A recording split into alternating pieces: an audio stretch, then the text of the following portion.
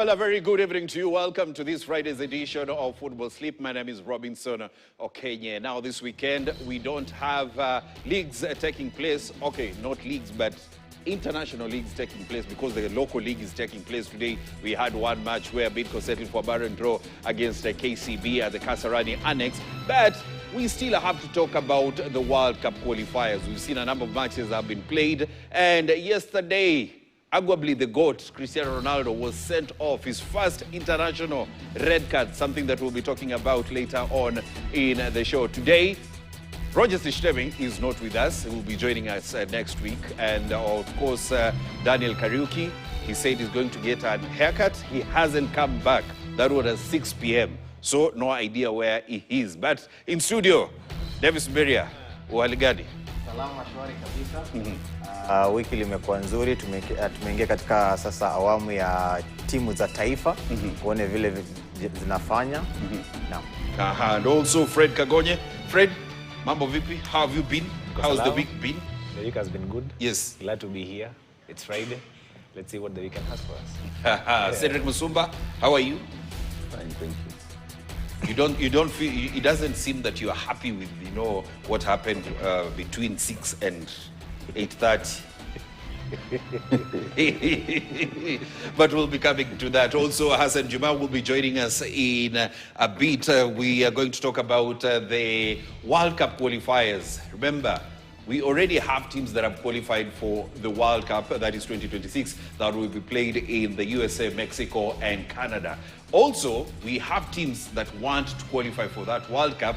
Others will go into the repechage, and others, especially in Europe, will be hoping that the matches that they will be playing tonight, tomorrow, and on Sunday give them a leeway to qualify for the World Cup. The likes of Belgium, the likes of Netherlands, the likes of Austria. So a very interesting weekend that we have here. And remember, on Monday, we'll be looking forward to that team from Africa that will be going to that intercontinental competition to select teams that will be in the World Cup 2026.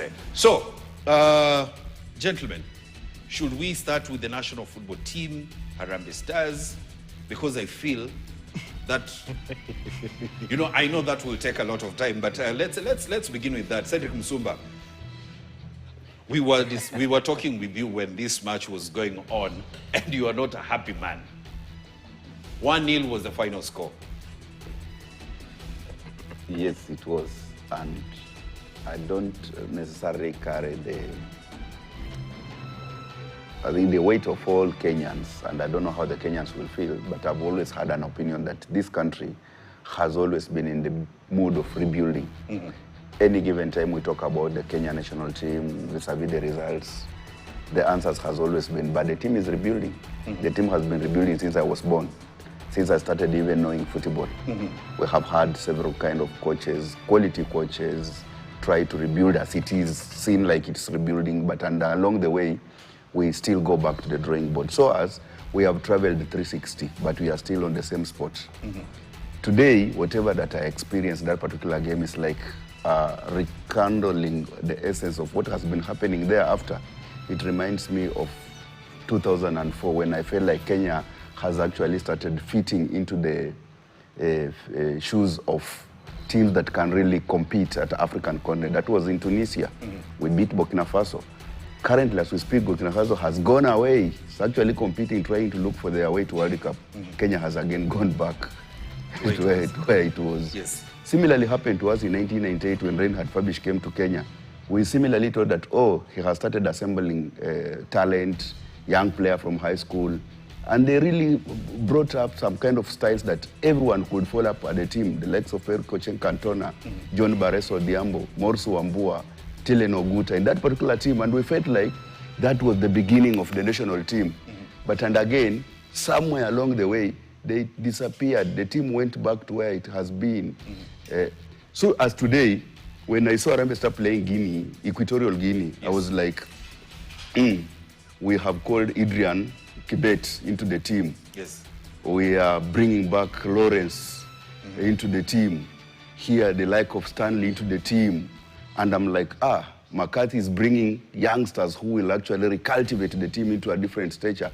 But what I saw was a disaster. There was no pattern, there was no philosophy, there was no movement of the ball.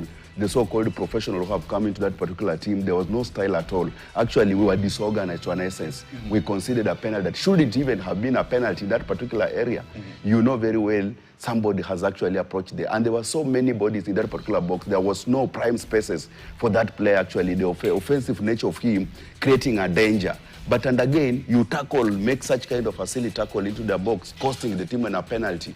And the essence, actually the ultimate of everything, you know that even if we concede, the team has got no ability to go and equalize.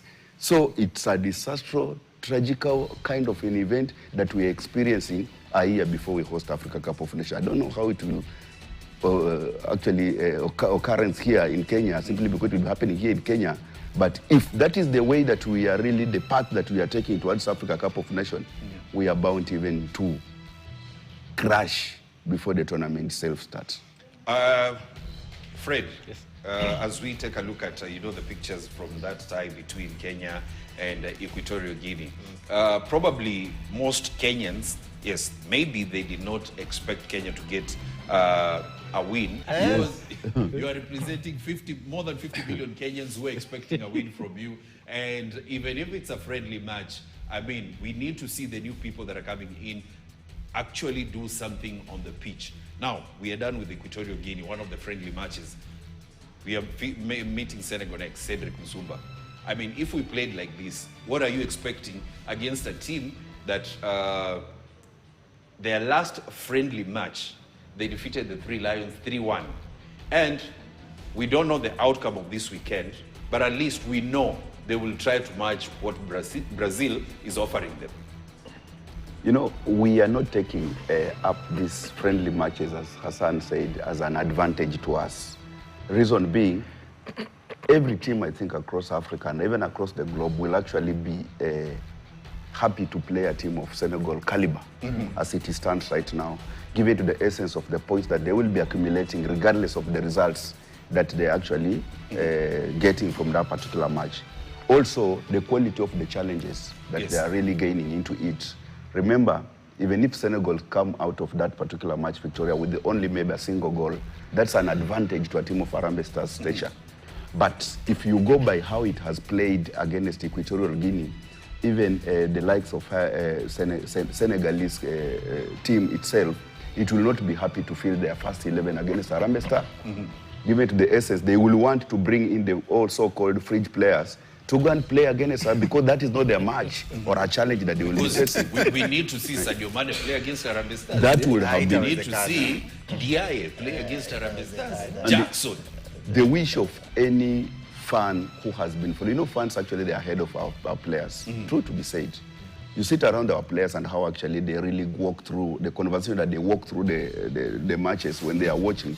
They really walk through just like any other fan here in Kenyan's kinds of arena. So as to say, fans will expect our team matching Senegal, which and again is a mirage, going by the result that we have seen against Equatorial Guinea. Senegal is a team that is anchored on departments. They know when it's to play. They know the format to play. Sometimes if they play there with their back three, means that the attacking be starting from the midfield. They know very well that if a game is so hard like when they are facing currently Brazil, that wing back, they can fall back and create a wall of 5 defenders. And when they go to attack, they can join the midfield and attack as a unit. In Harambee Stars, when watching, that there was no format like that. I was seeing every player running everywhere. And I'm like, which kind of school they are coming from? I mean, the player that were really trickling all the way from Europe to come in under the banner of professional kind of player. Our talisman, who should be our talisman like Ayunga, was nowhere in that particular team. No one could spot Ayunga in that particular team. So the crosses that would even be coming, trying to be supplied to Ayunga, were not coming. I'm looking at Harambee Stars and I'm like, this is not the team that is ready to face Senegal. The Senegal that played England. We'll say the likes of Diouf in that team, Idrissa Genagai, Ismail Assar. Those are players that can really leave 2-3 players behind that pitch. And when they create such spaces, I know there's one player that is going to suffer in Harambee Stars. The same thing Matasi suffered in 2019 when they faced Senegal. And this is going to be Brian Omondi. In that goal, the kind of punishment that he's going to face against Senegal, I think it will be the first time for him to start cursing himself to be the Harambee Star goalkeeper when they play. If the Senegal that I know is going to be fielded against Harambee Star. But So, if Senegal does us a favor and bring in the youngsters, the likes of Mbaye who plays in PSG, and then again they can still come and torment us. That's where the problem is. Send some message. So we don't necessarily have a team that is ready enough to face Senegal.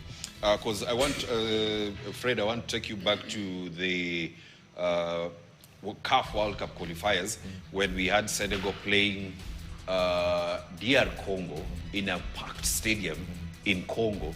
They were trailing, but they managed to come from 1 goal down and win that tie 3-2. And it can tell you the mentality they have. Having won, AFCON in the last 4 years, they've won it once. Before Ivory Coast came to win, it was Senegal. And when you look at the mentality they have as a team, that is a squad that goes out there knowing that every time they're representing Senegal, they have to win. And that is why they are securing such high-profile fixtures. And I'm not putting Kenya there as a high-profile fixture, but I'm saying that is why they're playing Brazil today. That is where they've played England before. Kenya probably is just a finish off the calendar. They're doing us a favor. Yeah, they're finishing the calendar here, and they might be out, as Cedric said, to just give the fringe players, because now they've already qualified for World Cup. It's not that there's... And also get the winning mentality towards Africa. Towards AFCON, because AFCON is coming in December. What are your thoughts from the expectations you have on Senegal when they are facing Kenya, and the expectations that you have for Kenya when they are facing Senegal? To echo what Cedric has said, it's a team, and also to some extent what you've said, is a team that has mentality, and you can actually see it. But how do you build mentality? How do you make sure that your players have strong mentality? Through resilience. So in such games, for example today, where you have players who are playing as if, for lack of a better word, they don't know what they are doing. Yes, we know they are professional footballers, that's why they play, and that's why they have represented the national team and their respective clubs. But if you don't build resilience, and this again goes back to the coaches, McCarthy has to do his part, but also, again, the players have to do their part. So the expectation from both ends, like we've pointed out, for Senegal is just to finish off the calendar, do us a favor. But for us, this should actually work towards building our mentality and resilience towards 2027, right? Yes. And there's no other way other than playing football, basically. Like there's no way out. The only way out is to play and to play well. Yes. Beria, before I engage you, Hassan is back. I think he has had a good connection. Now you are back. Do you feel like probably McCarthy, from where you sit, McCarthy is a tournament coach? Somebody who's out to win you a tournament or take you places in a tournament, but when in the long run, and we have coaches who are like that. I know, yeah. Yes, but in the long run, the likes of Jose Mourinho. In the long run, things will... Again, back to what I was saying, I think you're a bit harsh on McCarthy and the national team.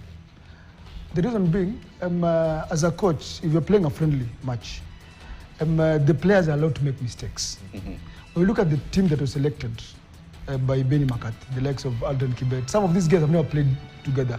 Some of them, it's their first time they're representing the country. So, this is an element of stage fright, first. Secondly, as a player, as a coach, I'd allow Aldrin Kibet to make a mistake in a friendly match, then it's easy to correct, than in a real game situation, a very competitive tournament, championship, qualifier.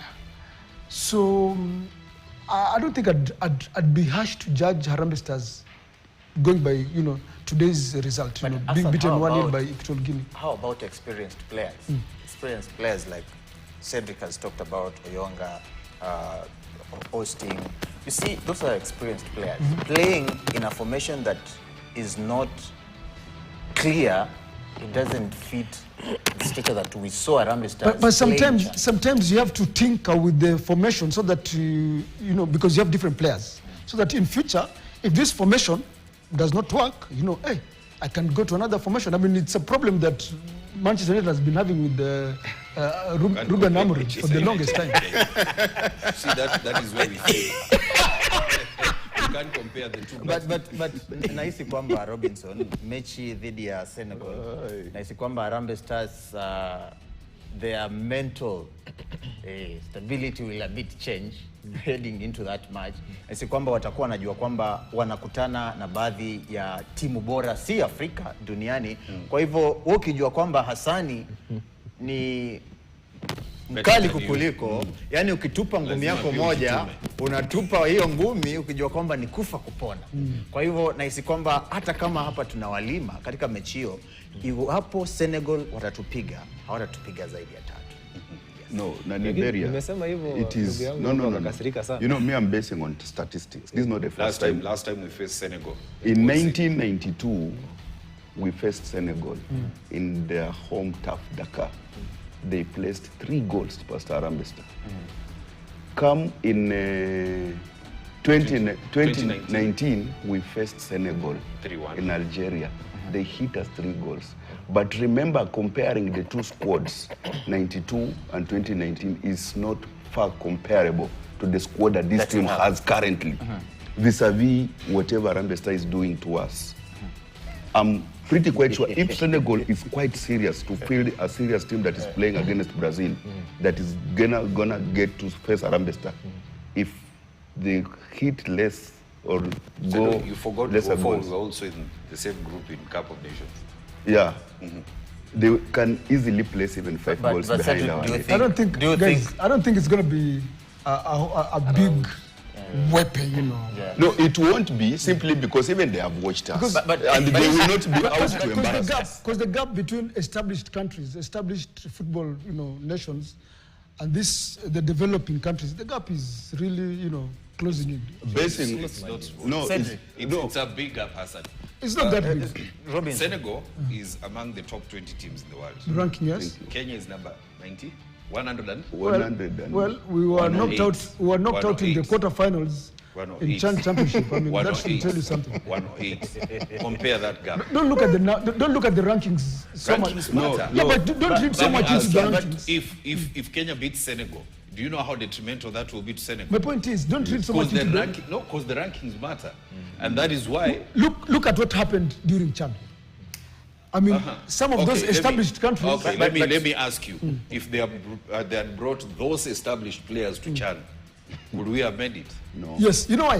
Well, it's 50-50 because AFCON, you know, it's interesting because it's interesting, Robbie, I like that. I like this conversation. It's interesting because some of these established brands, established names, big players, like Mo Salah, when they come to Africa. No. Okay, Gabon, Kenya played Gabon at Nyayo Stadium. Yes. What was the final score? When Kina Aubameyang walikuja. Was it as big as... That was McCarthy's first game. Gambia. Gabon, even we have gone far. Gambia, we played Gambia. The Gambia. The day. The Gambia. Because I feel the problem that we have is that we don't have a clear structure and a clear feeder to the national team. That is what Ben McCarthy is working on. Even if you were even to go by zonal marking, you know, in our game against Gambia, some of our Kenyan players, they were actually ceding so much respect to Gambian players. And the Gambian players, they are not much comparable to Senegalese. I remember even at some point... Not even to go after that match. Just to add on what you're saying, after that match, what did Ben McCarthy say? If he played the players that played Chan, the score could have been 10. Yes. We take a short break. When we come back, we'll be recapping what happened this week in the world of football.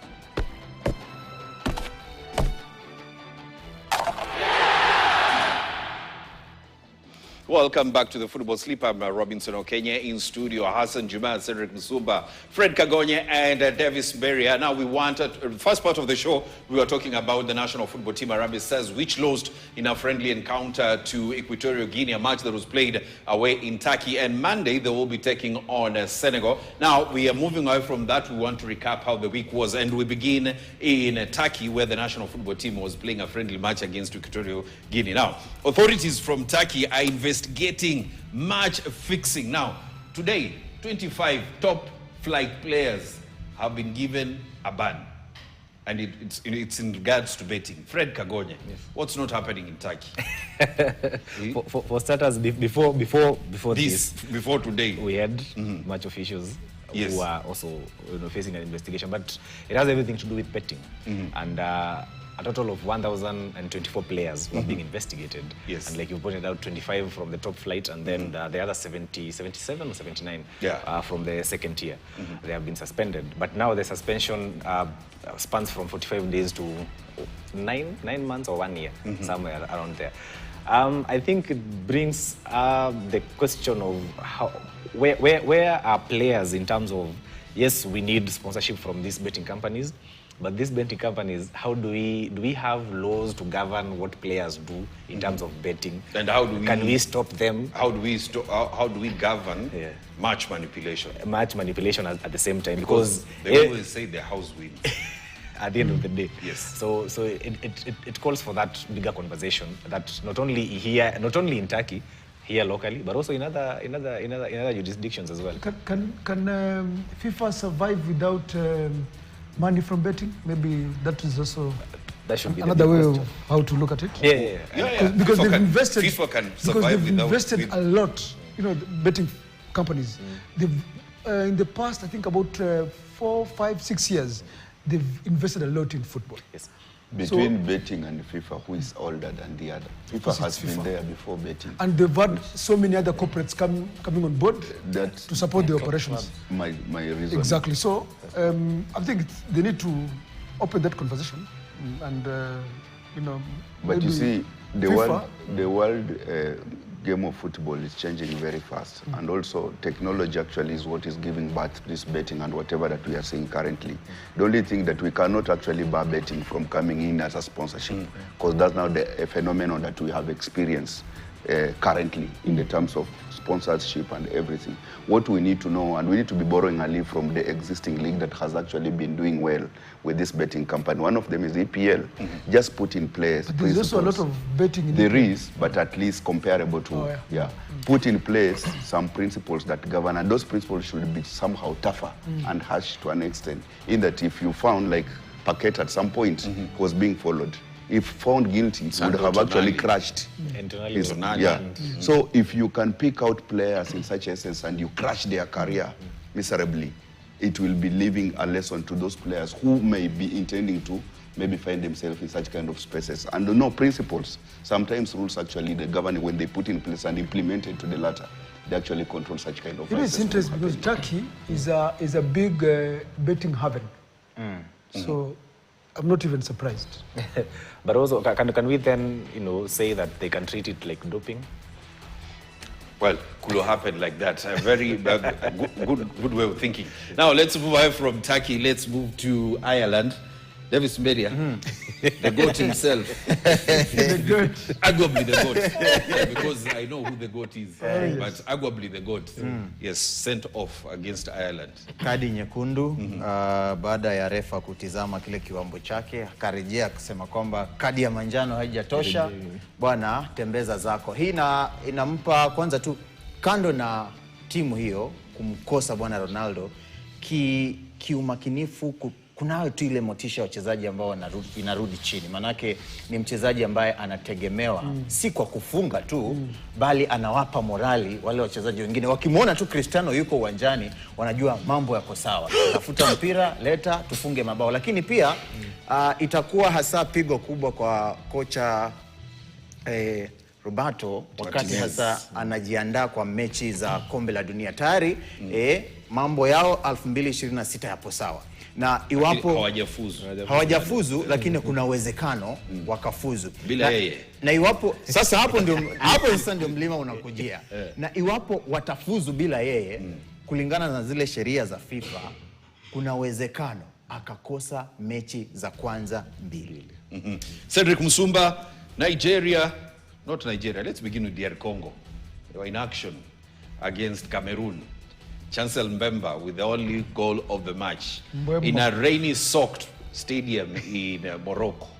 Yeah, the spaces that they were playing in actually was not quite favorable for player of their magnitude, and you could see some of the players struggle. At some point, I wouldn't be able even to single out player like Wan-Bissaka.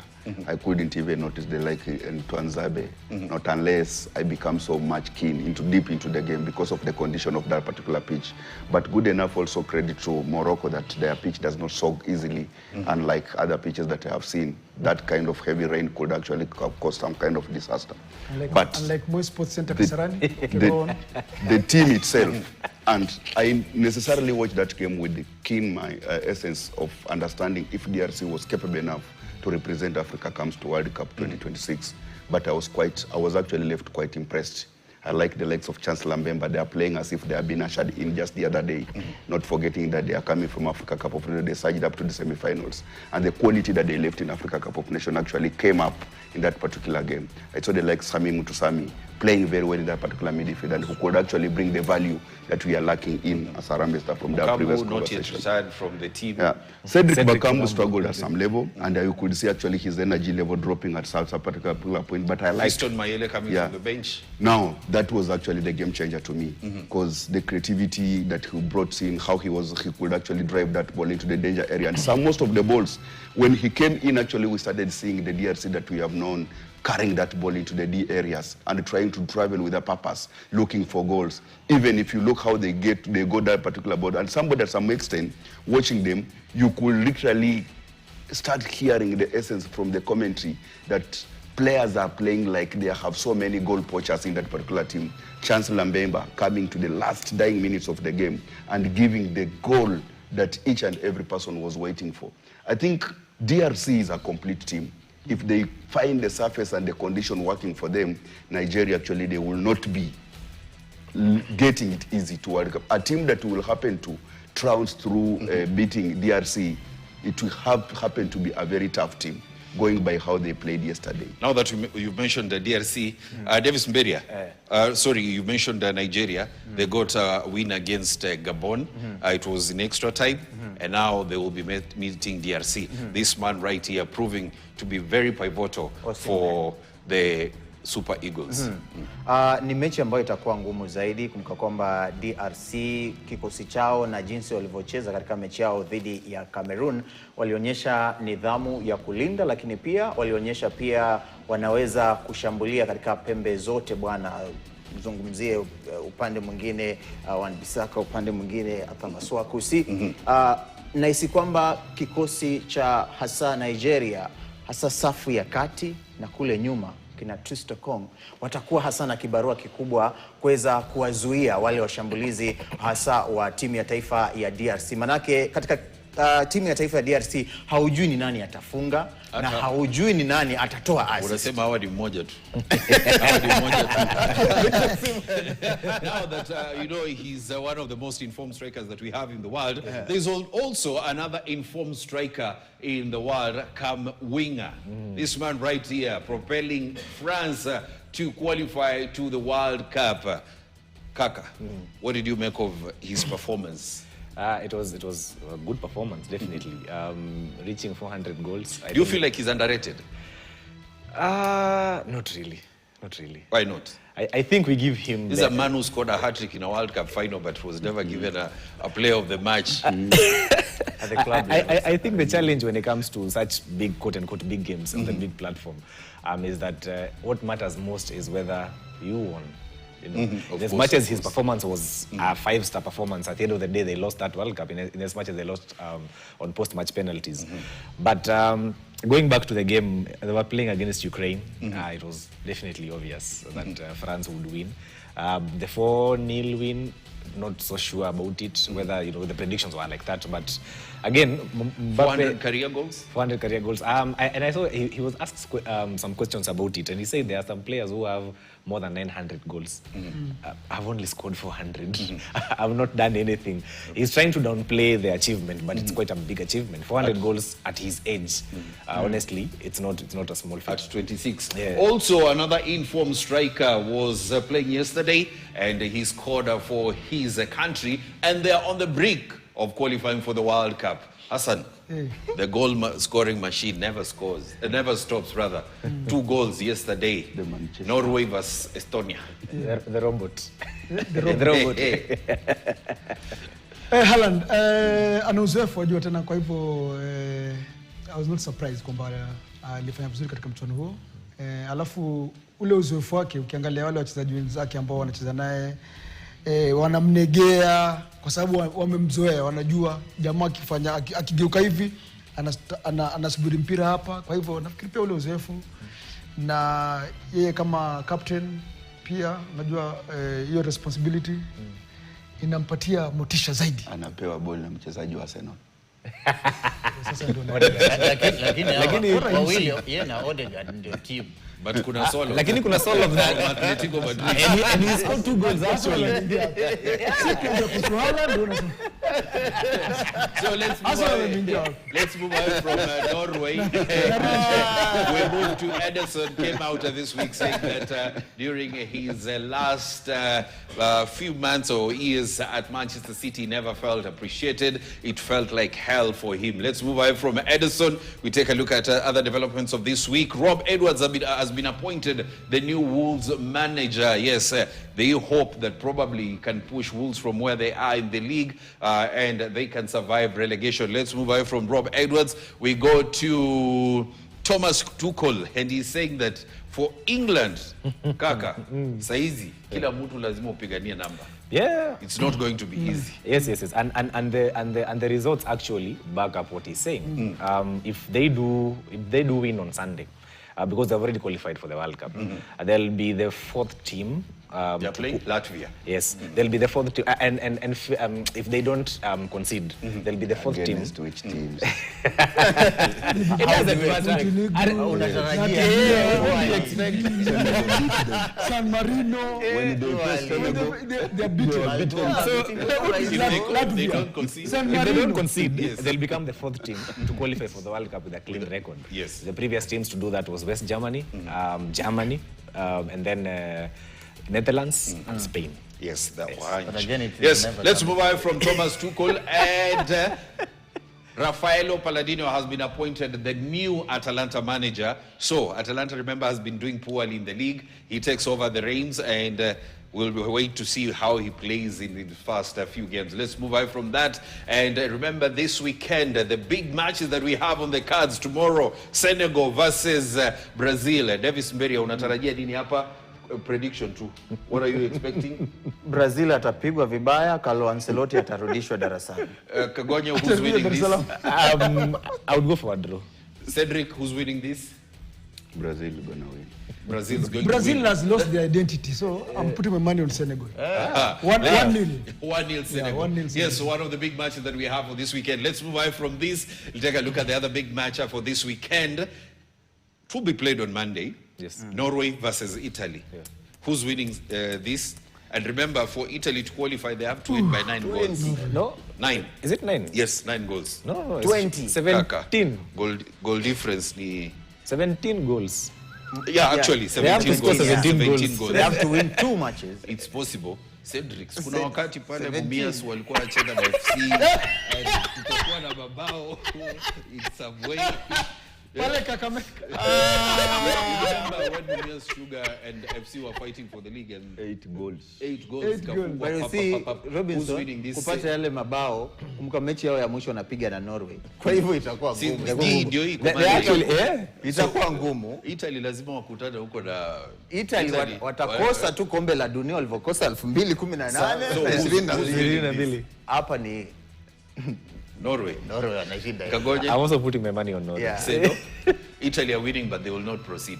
They will still proceed through playoffs. They still have a Yes, chance of there's a playoffs. chance But of they've playoffs. lost twice.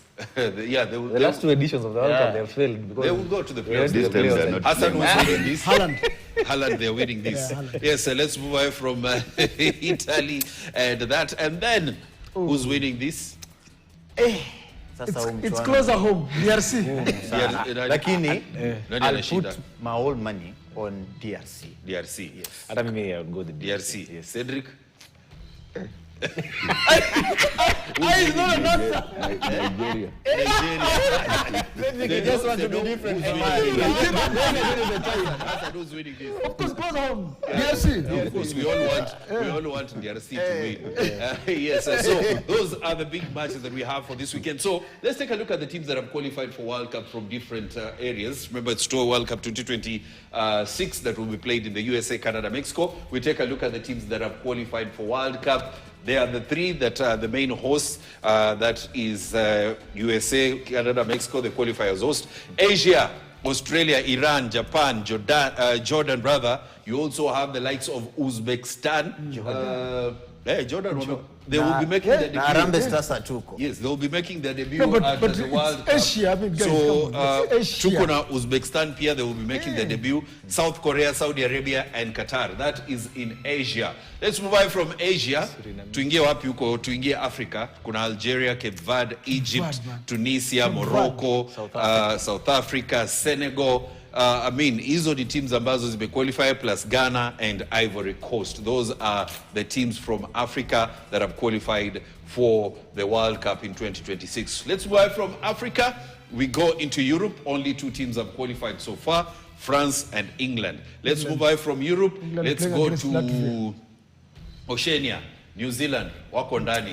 The only team from Oceania. Let's move on from Oceania. Tuende wapi? Let's go to South America. America. Argentina, Brazil, Colombia, tuko na Bolivia, I believe. Ecuador, Paraguay, Uruguay. Ni hizo tu. Those are the only ones that have qualified, if I'm not wrong, for the Is there World one Cup. that From South America. From South America. So, teams that might qualify for the World Cup this weekend. Austria might qualify tomorrow if they win against Cyprus. What a qualify. Yeah. Belgium, they just need a win against Kosovo. Belgium will Kazakhstan, They will wanna win, go. yeah. Netherlands, they need a win against Poland. It's going to happen. It's going to be Norway, tough they just game. need a draw against Italy. They will win. It's going to happen. Yeah. So They'll those are the win. teams that will qualify for Netherlands and World Poland is Cup tough, yeah. 2025. Portugal, they have to win the final game in the group to win. Spain can qualify tomorrow if they win at Georgia. Switzerland, a win. I think Switzerland are playing tonight. They just need a win or a draw against Sweden. So, last week, remember, tulikuwa na sleep, tuangalie faster results. Nairobi United got a 4-2 win against Sharks. Police lost to Gor Mahia. Tottenham settled for 2-2 draw against Man United. Everton 2-0 Fulham. Man City 3-0 Liverpool. Valencia settled for 1-1 draw against Betis. Barcelona 4-2 win against Celta Vigo. Juventus barren draw against Torino. Inter Milan 1-0 against Lazio. Frankfurt 1-0 against Mainz. Hassan, ulipata ngapi? Nilipata ngapi? Nilipata 8 out of 10. 8 out of 10. Kariuki akapata ngapi? Karaoke I think alipata alipata 9. Mtu wa Mrima 9. Yeah. He got 9 out of 10. Hiyo hata izungumzia next Ndio week. maana tuko mashini yangu. 9 out of 10. And I also got Is it 8, 7? 8 out of 10. So those are the predictions from last weekend. Finally, as we wrap up, what are you looking forward to this weekend, Davis Beria? I'm looking forward to that match between Senegal and Brazil. Tomorrow. But also, I'm looking forward to Harambee Stars playing against Senegal. All the best, our boys. We know they'll not disappoint us. 3-0 is enough for us. And we move on. Kagonye, what are you looking forward to this weekend? I'm also looking forward to that game. But we won't lose with a large margin. But also keeping a close eye on DR Congo versus Nigeria. Sedo? Back home, I think we'll be following up FC Leopard against Murang'a Seals. Oh, by the way, they're playing tomorrow. Yeah, Yani on Sunday. mnacheza kama watu wanacheza international. On Sunday, simply because you deny us some of our players a chance to represent you at that particular level. So we need to continue the league. But are players selected on merit? Hassan, what will you be looking forward to? Netherlands, Poland. Yeah. The match being played at in Warsaw, Poland. It's going to be tough. You know, I think Poland, one of them needs just Netherlands just need a draw. a draw. Yeah. They lose because Okay. they away in Warsaw. You have already played. They lose. You will lose. Media. So, Joel anasema, kweli it looks like that pitch that hosted Kenya versus Kutorogini was like Kakamega High School. Say hi to Fred, don't step on his toes, he's still new. Well, that is where we wrap up the show tonight. My name is Robinson Okenya. Thank you very much, Davis Meria, Fred Kagonye, Cedric Musumba, as well as Hassan Juma for making time tonight for the football sleep. We'll be seeing you again next week. Same time, same place, same faces, different content. Yeah. Have a good night.